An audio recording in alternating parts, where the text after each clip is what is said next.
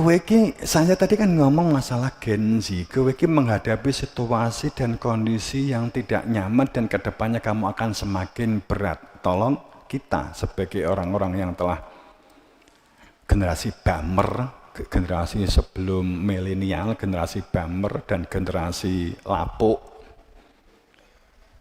Mbah Surono itu generasi lapuk, kan gitu. Generasi yang merasakan pahit getirnya kehidupan, ya.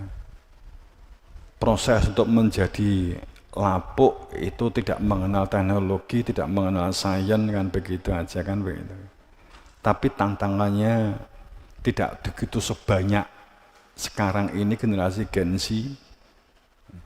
Tapi satu sisi keikhlasannya, ada satu perilaku yang memang ingin dihilangkan dalam satu sistem kehidupan saat ini, itu gotong royong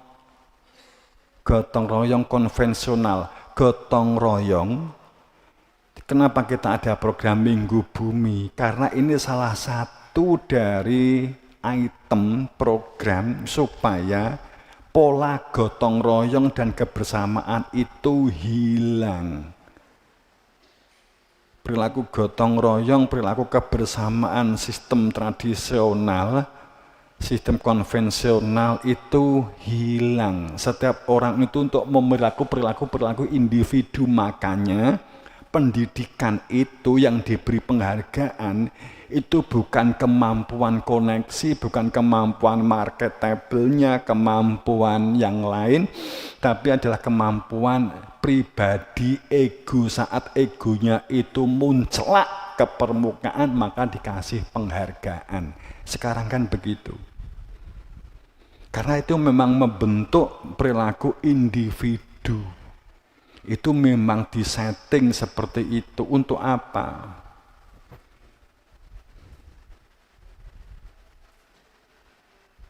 Eksperimen sudah terbukti, eksperimen telah berhasil.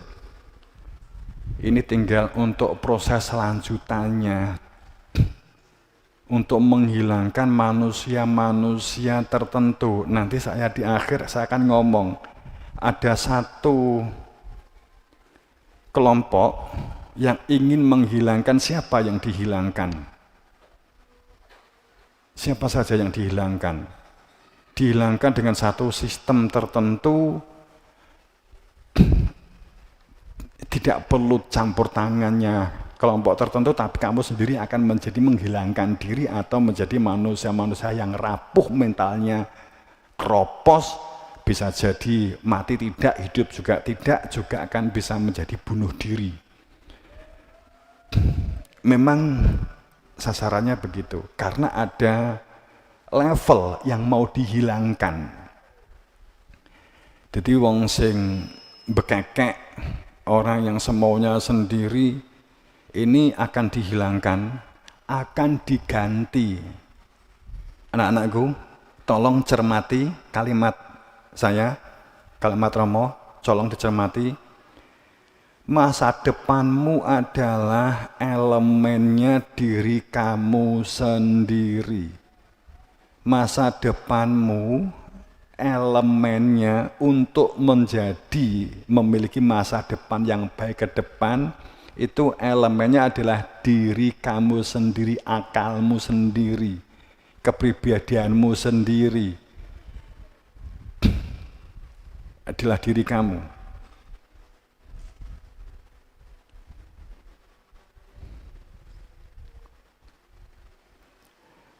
Ada sekelompok yang akan dihilangkan di permukaan bumi ini adalah mereka, ya, yang tidak memiliki masa depan. Masa depannya itu sebenarnya juga akhirnya tergantung dari diri kita sendiri-sendiri. Walaupun ada sekelompok itu percaya kamu akan digantikan oleh IT. Banyak pekerjaan yang akan digantikan oleh AI. Akan banyak pekerjaan yang akan digantikan sekali lagi oleh AI melalui sistem software. dalam sistem komputasi atau dalam sebuah sistem robot.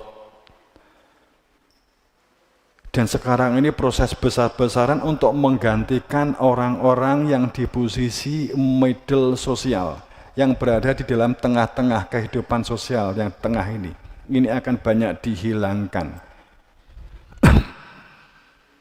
Sekarang masih dibutuhkan karena mereka masih membutuhkan kamu untuk menjadi karyawan, menjadi pekerja, menjadi administrasi, menjadi kasir, masih membutuhkan kamu. Tapi akan ada satu saat tidak lagi membutuhkan kasir manusia, yang ternyata juga semakin tidak baik, mandor manusia, ternyata sering korupsi dan seterusnya. Maka mereka menciptakan AI, mereka menciptakan robot. Yang sekarang ini sudah banyak, ada robot Lambda, ada robot Afta, ada robot Sigrat, ada robot yang sekarang ini mulai diciptakan banyak. Inggris,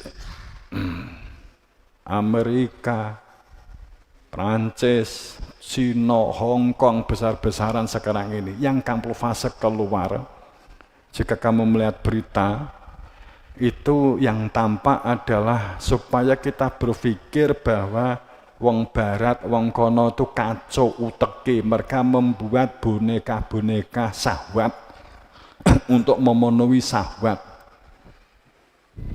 Itu juga tidak salah, tapi ini kamuflase supaya kamu itu berpikir bahwa negatif kepada mereka. Tapi di balik ini mereka sedang mempersiapkan AI robot yang menjadi pengganti pekerja, kemudian manusianya dihilangkan, manusianya akan dimatikan. Seperti apa cara mematikannya? Saya menekankan ini, utamanya pada santri, untuk saya harap cermatono, aja mbok lalekne kajian ini, dan akan saya ulang terus-menerus. Yang selama ini saya juga sebenarnya beberapa kali sakit, juga beberapa kali mau mengungkap tentang hal ini, maju mundur. Karena beberapa kali kita juga, web kita juga kena take down.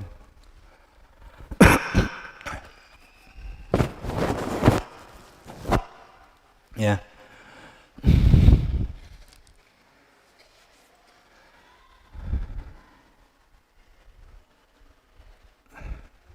Ki perangmu saya banterle, nduk, semuanya.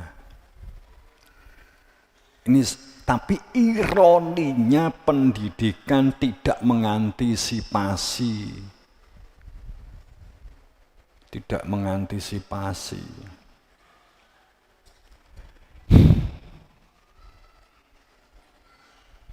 Ini ada sebuah rantai kehidupan yang akan diputus, akan dihilangkan. Sehingga spektrumnya itu menjadi jelas gitu ya. Siapa yang kokoh, ya akan berjalan, kemudian yang rapuh akan dijatuhkan. Dan kayaknya Gen Z ini korban luar biasa.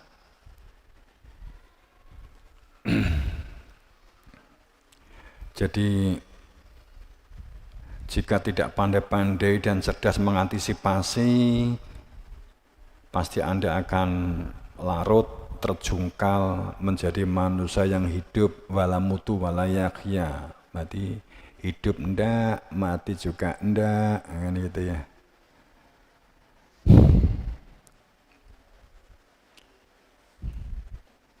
Bagaimana masa depan kamu yang akan terjadi jika sejak sekarang tidak mengantisipasinya?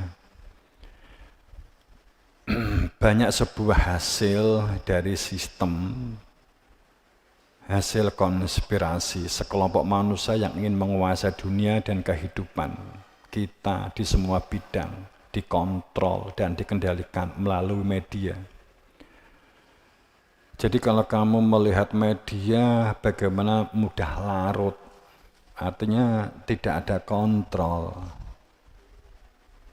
Kita langsung percaya, tidak punya filter. Saat mental kropos itu enggak memiliki kemampuan filterisasi informasi atau berita. Mereka yang dimatikan itu siapa sih? Yang pertama itu adalah mereka, ini saya gunakan juga bahasa mereka, tapi di balik bahasa ini adalah bahasa, ada sesuatu begitu ya. Tapi tolong jangan materialnya. Yang pertama adalah mereka yang miskin, yakni mereka yang tidak memiliki perilaku mandiri. Mereka yang tidak memiliki skill dan keterampilan serta kecerdasan hidup.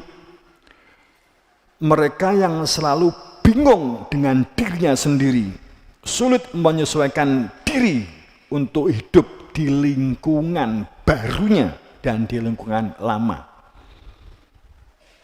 Sulit komunikasi, tidak komunikatif benarnya sendiri. Ini perilaku yang pertama adalah pemiskinan. Pemiskinan dalam pengertian miskin dalam pengertian material, iya, itu iya, tapi itu merupakan dampak dari karena perilaku tidak mandiri. Tidak mandiri karena tidak memiliki skill, keterampilan, dan kecerdasan. Yang saya maksud tidak memiliki skill, keterampilan itu banyak. Skill keterampilan berpikir, skill keterampilan bekerja, skill keterampilan manajemen administrasi, skill keterampilan digitalisasi.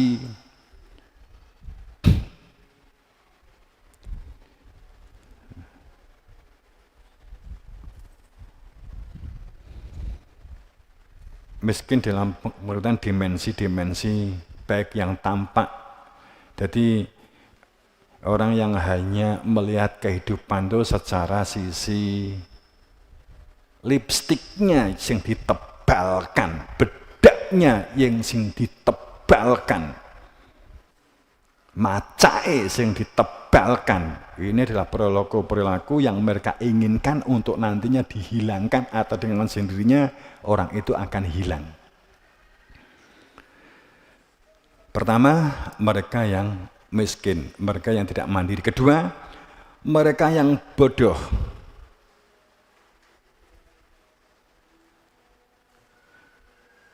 Yakni mereka yang telah terkena dampak halusinasi dan delusi.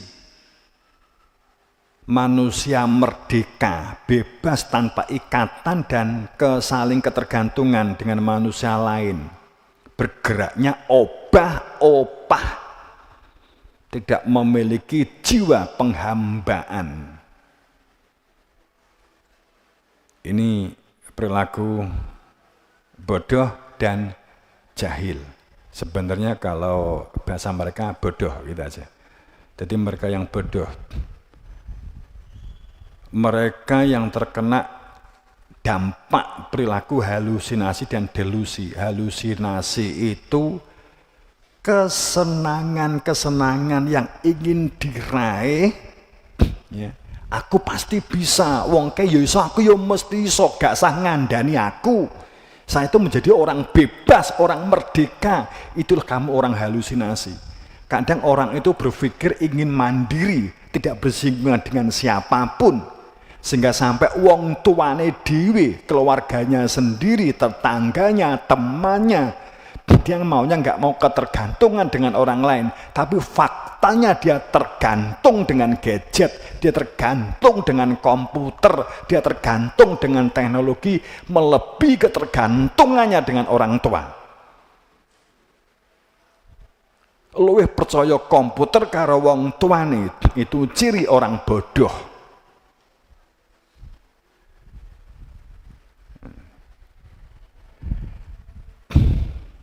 Ciri orang bodoh itu gampang bantah, mbuh terungkap atau tindakan meneng tapi tindakannya munafik, muni iya tapi faktanya tidak.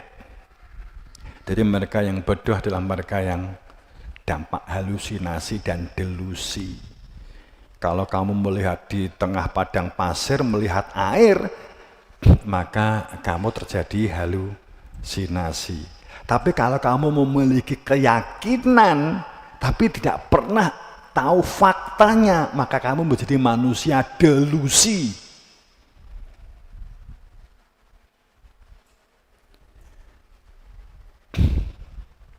Halusinasi, melihat surga di sana, padahal kayak itu surga, kan gitu.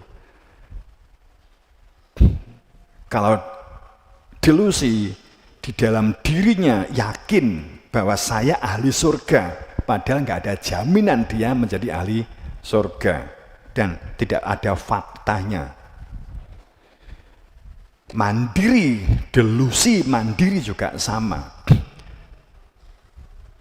Padahal mandiri itu tanggung jawab, mandiri itu komitmen, mandiri itu konsisten.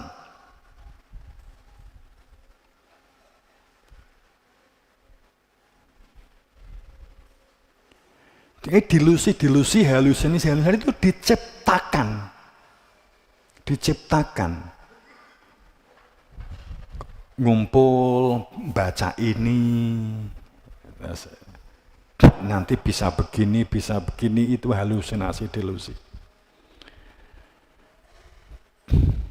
Ketiga, mereka yang mental jiwanya lemah dan rapuh, yang akan hilang. Di mereka yang mental jiwanya lemah dan rapuh, mereka yang tidak memiliki kegigihan dan kesungguhan, mereka yang mudah retak, mudah ceklek, mudah pecah, ditunjukkan dengan mudah mengeluh, berkeluh kesah, kikir. Jadi memang ini yang dihilangkan. Mereka yang mental jiwanya lemah rapuh, mereka yang tidak memiliki kegigihan dan kesungguhan. Nah, ini padahal disandang oleh Gen Z. Hati-hati teman anak-anakku, Anda berada di situasi ini. Orang yang lemah mentalnya, orang yang rapuh, orang yang keropos, tidak memiliki skill keterampilan, tidak memiliki jiwa mandiri, didukung dengan delusi, itu nggak usah disuntik nganggo racun, nggak usah perlu dikasih disuntik yang mematikan itu, sida itu mati dengan sendirinya. Orang yang mentalnya rapuh, jiwanya rapuh, itu gampang kena penyakit.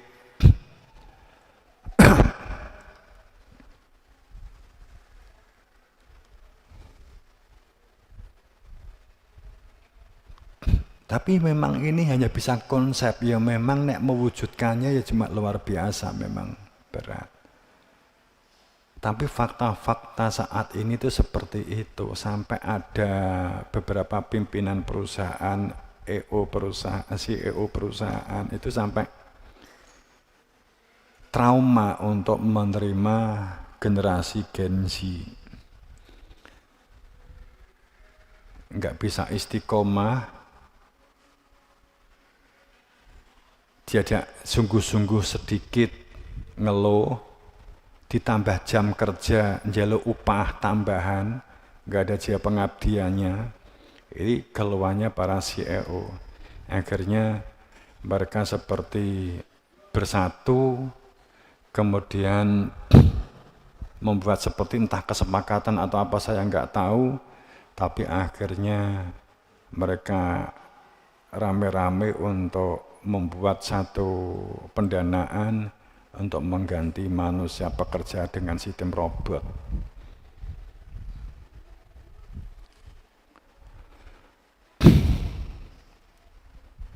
Ini sudah terjadi teman-teman, jamaah rahimakumullah, santriwan-santriwati, di salah satu pulau bagian dari Amerika, tapi pulau ini jauh dari Amerika. Sekitar 3 minggu yang lalu terjadi kebakaran besar. Jelas itu adalah seperti tidak disengaja, tapi jelas itu disengaja.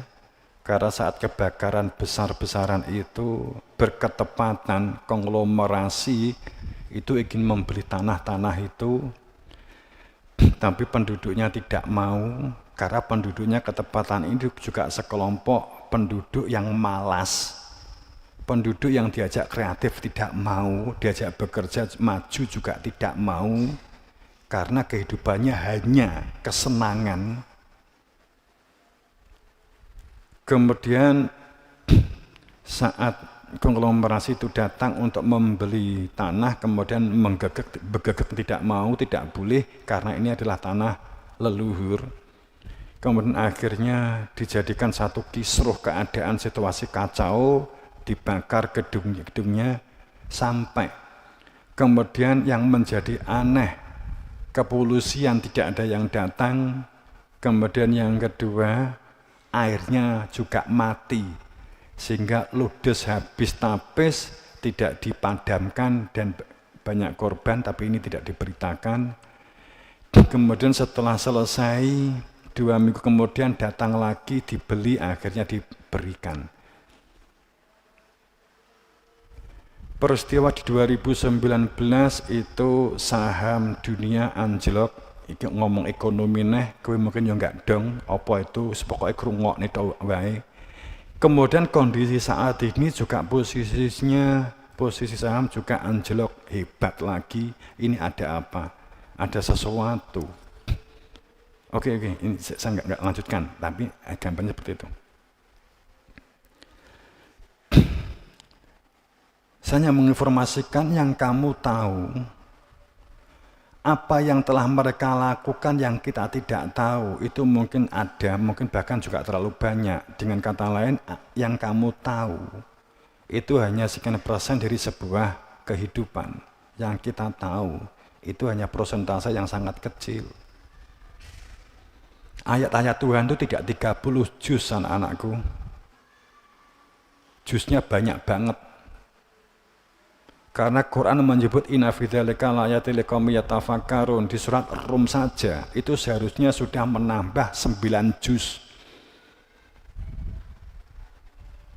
tentang inna fi dzalika laayatil liqaumin yatafakkarun, bagi mereka yang tafakur, mualimin, bagi mereka yang menerapkan ilmu, bagi mereka yang amalin, mereka yang mualimin, mereka yang bekerja. Yang disebut sebagai ayat bukan hadza, tapi itulah ayat-ayat, itulah ayat-ayat, itulah ayat-ayat. Kejadian yang kebakaran, itulah ayat-ayat. Gunung meletus, itulah ayat-ayat. Kita dibuat halusinasi, ayat itulah ayat Tuhan semata. Kejadian-kejadian ini adalah kejadian dunia. Kita sudah dilenakan dengan keadaan dan situasi saat ini, dan ini ratusan ribuan tahun.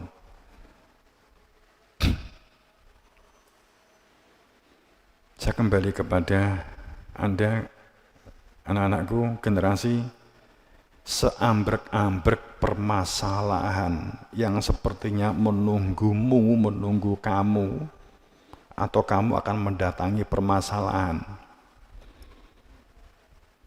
Dan untuk kedepannya kamu juga tidak tahu permasalahan apa yang akan menghinggapi kamu. Persiapkan sejak dini sampai sekarang ini, paling tidak memahami konsepnya dulu, memahami untuk membentuk satu mental dulu.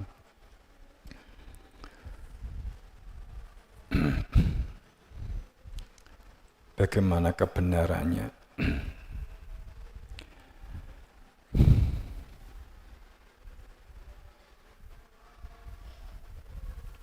Sekali lagi, elemennya adalah diri kamu sendiri, unsur utamanya adalah kamu sendiri yang menentukan keadaan jiwamu dan masa depanmu.